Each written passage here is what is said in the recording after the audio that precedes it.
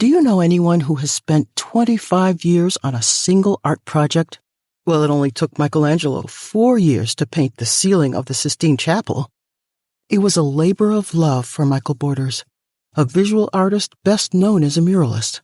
What emerged from a quarter-century of unwavering commitment was an enormous 10 by 40-foot, 8-panel mural reflecting the history of Connecticut industry. It tells a story about the people, the land and sky, the environment, machinery, and the products created by the machinery. What makes this mural so compelling is that it goes beyond showcasing the groundbreaking machinery first available in Connecticut. It pays tribute to specific individuals from varied backgrounds who played vital roles in shaping the state's industrial foundation.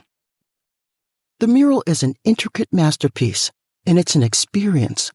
It's abstract, realistic, and colorful with ghostly draftsmanship. To get the most out of this multidimensional story, it's best to view it from bottom to top. The individuals on the bottom in front are among the first people to live in the state. Again, each one represents an actual contributor to Connecticut industrial history. Next, above the people, you'll notice the topography of the state, pictured with delicacy, that Michael translated from 17th to early 19th century land maps. Moving further up, you'll begin to notice evidence of industry, sometimes superimposed on the land in places where the land made industry possible, like water wheels and plows, drills and pulleys.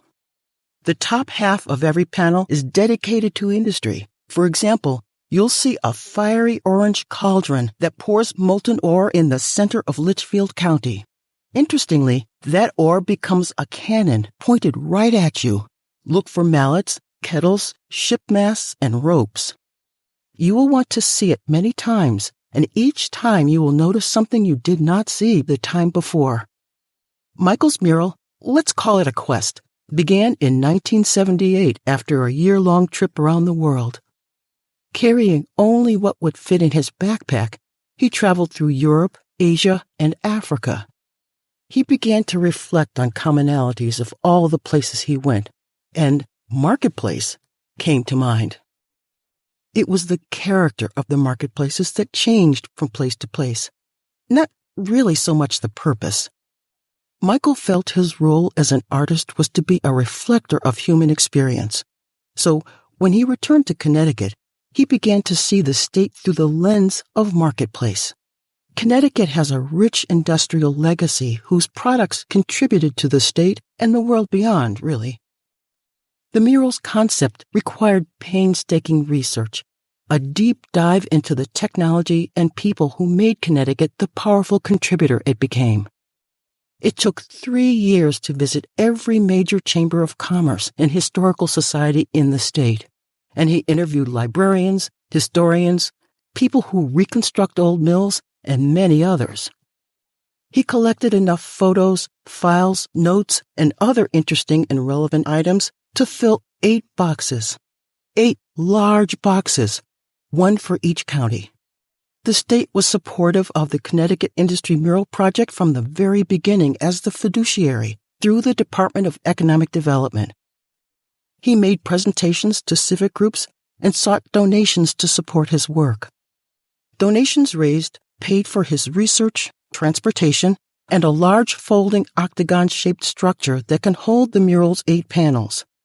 Some of the products that Connecticut can claim, dating back to the 1650s, are things like textiles and hardware, including hinges, pots and pans, eating utensils, and other things. Later on, cottage industries evolved into industries of mass production, including saws, clocks, drills, guns, machines that made machines, and airplane engines. It should be recognized that Connecticut had outsized contributions to industries nationwide. No wonder it took Michael Borders 25 years to complete the Connecticut Industry Mural. He said, "I figure if you give people something they can understand about their surroundings and the experiences they have, and the people who came before them had, then it will allow people to grow. Growth is what it's about."